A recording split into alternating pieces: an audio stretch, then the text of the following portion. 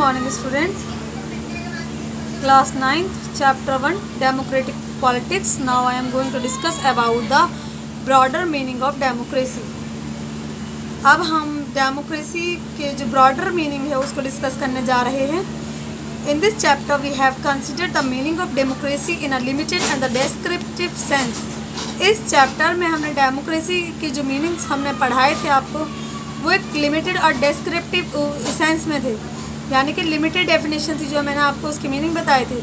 अब तक जो हमने पढ़ा था इस चैप्टर में, we have understood democracy as a form of government. मैंने क्या बताया था? मैंने आपको बताया कि democracy is a form of government. This way of defining democracy help us to identify a clear set of minimal features that a democracy must have. तो इस तरह इसके ज़रिए मैंने आपको क्या बताने की कोशिश की थी? मैंने आपको ये बताने की कोशिश की थी कि डेमोक्रेटिक फॉर्म ऑफ गवर्नमेंट के बेसिकली फीचर्स क्या हैं. The most common form of democracy, democracy take in our time is that of a representative democracy. देखो, हम जिस डेमोक्रेसी की बात करते हैं, डेमोक्रेसी की जो कॉमन फॉर्म है वो क्या है? ये है एक रिप्रेजेंटेटिव डेमोक्रेसी. रिप्रेजेंटेटिव डेमोक्रेसी, सबसे पहले क्वेश्चन उठता है कि रिप्रेजेंटेटिव डेमोक्रेसी होती क्या है. रिप्रेजेंटेटिव डेमोक्रेसी का मतलब ये होता है कि इलेक्शंस होते हैं और इलेक्शन में जो कॉमन पीपल होते हैं वो लोग जो वोट डालने के अहल होते हैं, यानी कि जो वोट डाल सकते हैं अकॉर्डिंग टू द कॉन्स्टिट्यूशन, यानी कि कॉन्स्टिट्यूशन ने वोट डालने की जो एज सेट किया, अगर वो उस एज को क्रॉस कर चुके हैं तो उन्हें यह अधिकार है कि वो इलेक्शन में वोट की बेस पर अपने रिप्रेजेंटेटिव को चुन सकते हैं अपनी विश के अकॉर्डिंग, यानी कि वो अपनी मर्ज़ी से अपने रिप्रेजेंटेटिव को वोट दे सकते हैं और अपने रिप्रेजेंटेटिव को रिप्रेजेंट या चुन सकते हैं. This is called the representative democracy. You have already read about this in the previous classes. In the countries we called democracy, all the people do not rule. A majority is allowed to take decision on behalf of all the people. देखो, representative democracy में क्या होता है? जो majority होती है, यानी कि इलेक्शन होता है, इलेक्शन में सभी लोग पार्टिसिपेट करते हैं, वोट डालते हैं और वोट डालने के बाद जिस कैंडिडेट को मेजॉरिटी ऑफ वोट्स हासिल होते हैं, जिसको ज़्यादा वोट्स मिलते हैं, वही जो कैंडिडेट होता है वो रिप्रेजेंटेटिव इलेक्ट होता है. वही कैंडिडेट लोगों को हाउस में या सदन में रिप्रेजेंटेटिव करता है. वही कैंडिडेट लोगों के बिहाफ पर डिसीजन लेता है. Even the majority does not rule directly. हम सब जानते हैं कि मेजॉरिटी डायरेक्टली रूल नहीं कर सकती. अगर हम इंडिया की बात करें, अगर इंडिया में डेमोक्रेसी ना हो तो जो डेमोक्रेसी का मतलब क्या है कि जो गवर्नमेंट है, जो गवर्नमेंट रिप्रेजेंटेटिव हैं वो रूल कर रहे हैं, बट गवर्नमेंट रिप्रेजेंटेटिव ये वो लोग हैं जिनको हमने और आपने इलेक्ट करके भेजा है. तो ये कहीं ना कहीं लोग हैं जो गवर्नमेंट पॉलिसीज़ को, गवर्नमेंट एक्टिविटीज़ को कंट्रोल कर रहे हैं. लेकिन अगर मैं ये कहूँ कि लोग कंट्रोल करें तो ये पॉसिबल नहीं है. तो डायरेक्टली तो लोग रूल नहीं करते, बट वो इनडायरेक्टली रूल करते हैं. इनडायरेक्टली किस तरह रूल करते हैं कि अपने रिप्रेजेंटेटिव को चुनकर वो हाउस में भेजते हैं. इसको हम कहते हैं representative democracy. This become necessary because modern democracies involve such a large number of people that it is physically impossible for them to sit together and take a collective decision. देखो, अगर हम मॉडर्न डेमोक्रेसी की बात करें तो क्योंकि मान लीजिए किसी भी देश की आबादी इतनी ज़्यादा है तो क्या पॉसिबल होगा इतने सारे लोग एक साथ बैठकर किसी भी मैटर पर कलेक्टिवली डिसीजन ले सकें? No, it is impossible. ऐसा हो ही नहीं सकता. इसलिए क्या होता है? इसलिए लोग अपने रिप्रेजेंटेटिव को चुनते हैं by election via vote. Even if they could, the citizen does not have the time, the desire or the skill to take part in all the decisions. Even if they could, the citizen does not have the time, the desire or skill to take part in all decisions. इसके अलावा लोगों के पास भी ना इतना time है, ना उनके अंदर इतनी स्किल्स हैं कि वो किसी भी डिसीजन पर, किसी भी मैटर पर या किसी भी चीज़ के बारे में डिसीजन ले सकें. This gives us a clear but minimal understanding of democracy. This clarity helps us to distinguish democracies from non-democracies. तो इस तरह से ये जो अभी डेफिनेशन मैंने आपको बताया, ये क्लियरली इसकी मदद से हम ये डिस्टिंग्विश कर सकते हैं कि डेमोक्रेसी फॉर्म ऑफ गवर्नमेंट क्या है और नॉन डेमोक्रेटिक कंट्रीज़ में किस तरह से गवर्नमेंट रन करती है, यानी कि इस डेफिनेशन की बेस पर हम आसानी से ये डिफ्रेंशिएट कर सकते हैं कि नॉन डेमोक्रेटिक कंट्री किस तरह से रन करती है और नॉन डेमोक्रेटिक कंट्री किस तरह से रन करती है। But it does not allow us to distinguish between a democracy and a good democracy. लेकिन हम ये नहीं कह सकते कि कहाँ पर डेमोक्रेसी और कहाँ पर गुड डेमोक्रेसी है। लिखा ना बेटा ये, अ democracy and a good democracy, it does not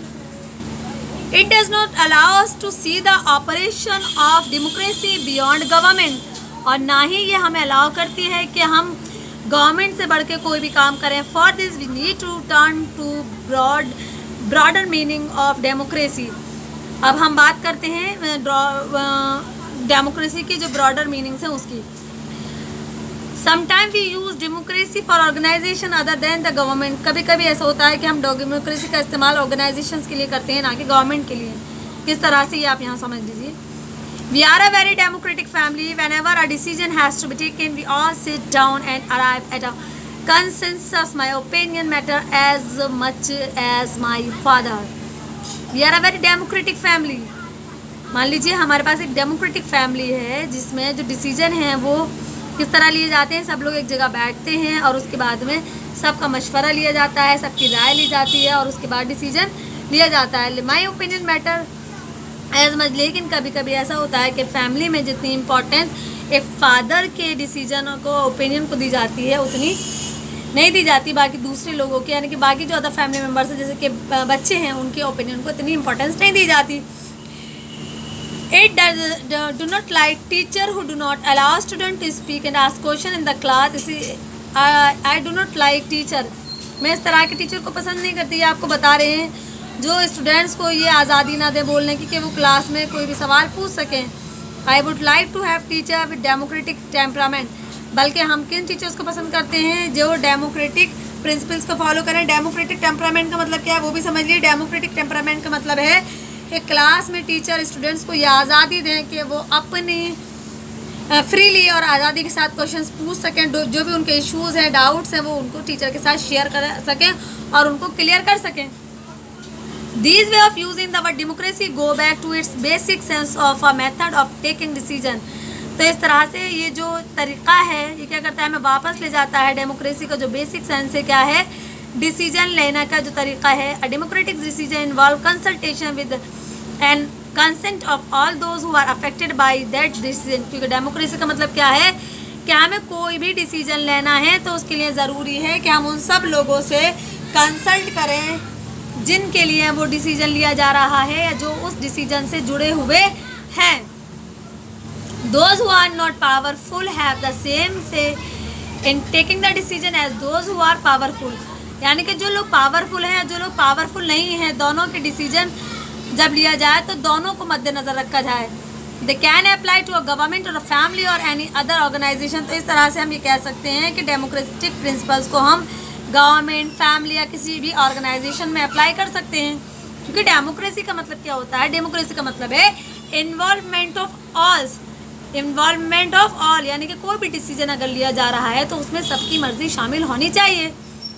दस democracy is also a principle that can be applied to any sphere of life. इस तरह से हम ये कह सकते हैं कि डेमोक्रेटिक प्रिंसिपल्स को हम जिंदगी के हर शोबे में, हर फील्ड में अप्लाई कर सकते हैं।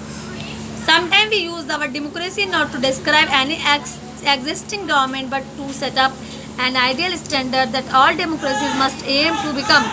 कभी कभी ऐसा होता है कि जो डेमोक्रेसी है उसका इस्तेमाल हम किसी गवर्नमेंट को डिस्क्राइब करने के लिए नहीं करते, यानी कि जो गवर्नमेंट, रूलिंग गवर्नमेंट है उसको डिस्क्राइब करने के लिए नहीं करते हैं, बल्कि एक स्टैंडर्ड आइडिया सेटल करने के लिए भी हम डेमोक्रेसी का इस्तेमाल, टर्म डेमोक्रेसी को यूज़ कर सकते हैं।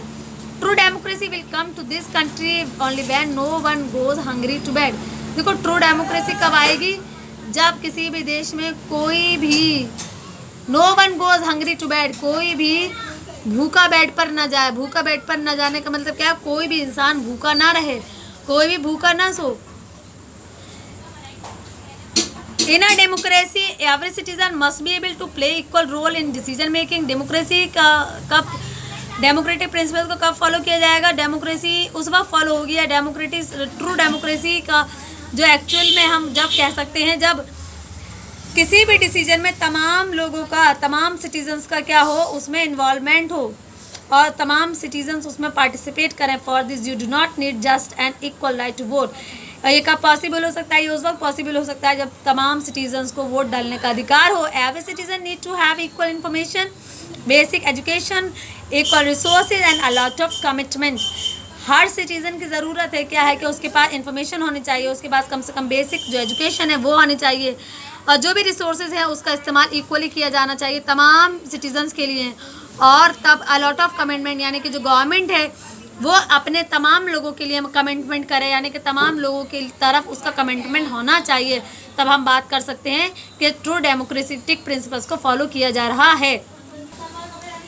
If we take these ideals seriously, then no country in the world is a democracy। अगर इस तरह के आइडियाज़ को फॉलो नहीं किया जाता कहीं, तो हम किसी भी देश में तो हम ये नहीं कह सकते कि वहाँ पर डेमोक्रेसी है, चाहे वो दुनिया का कोई भी देश हो। Yet in understanding of democracy as an ideal remind us of why we value democracy। It enable us to judge an existing democracy and identify its weakness। अगर वहाँ पर ये फॉलो नहीं किया जा रहा है, डेमोक्रेटिक प्रिंसिपल्स को फॉलो नहीं किया जा रहा है, तो हम आसानी से डिस्टिंग्विश कर सकते हैं कि वहाँ पर डेमोक्रेसी है या नहीं है। और इसकी मदद से हम ये भी आइडेंटिफाई कर सकते हैं कि डेमोक्रेसी अगर वहाँ पर फॉलो की जा रही है तो उसमें किस तरह की वीकनेसेस हैं। It help us to distinguish between a minimal democracy and good democracy. इसके अलावा इसकी मदद से हम मिनिमल डेमोक्रेसी और गुड डेमोक्रेसी में भी फ़र्क कर सकते हैं। In this book, we do not deal much with this expanded notion of the democracy. Our focus here is with some core institutional features of democracy। इस जो बुक में हमारा जो बेसिक फोकस है वो किस पर है? डेमोक्रेसी के जो भी क्या कोर फीचर्स हैं उन पर है। यानी कि फॉर्म ऑफ, यानी किसी भी गवर्नमेंट में डेमोक्रेटिक जो इंस्टीट्यूशंस हैं उनका कोर फीचर क्या है, हमारा फोकस बेसिकली इस पर है इस चैप्टर में। This year you will read more about democratic society and way of evaluating our democracy। At this stage we just need to note that democracy can apply to many spheres of life and that democracy can take many form। हम ये देखते हैं कि democracy को ज़िंदगी के तमाम spheres में हम अप्लाई कर सकते हैं। और क्या that democracy can take many form, democracy बहुत सारी फॉर्म्स में पाई जाती है। जैसे मैंने अभी फैमिली, स्कूल, ऑर्गेनाइजेशन की आपको एग्जांपल दी थी। There can be various ways of taking decision in a democratic manner. Democratic जो गवर्नमेंट होती है, डेमोक्रेटिक सिस्टम जो होता है उसमें डिसीजन लेने के कई तरीके होते हैं जिनका इस्तेमाल किया जा सकता है। As long as basic principle of consultation on an equal basis is accepted. जिस तरह से कि मतलब क्या है डेमोक्रेसी में, तो तमाम लोगों से कंसल्ट करके डिसीजन लिया जाता है। The most common form of democracy in today's world is rule through people's elected representative. लेकिन जो डेमोक्रेसी की जो सबसे कॉमन फॉर्म है वो क्या है?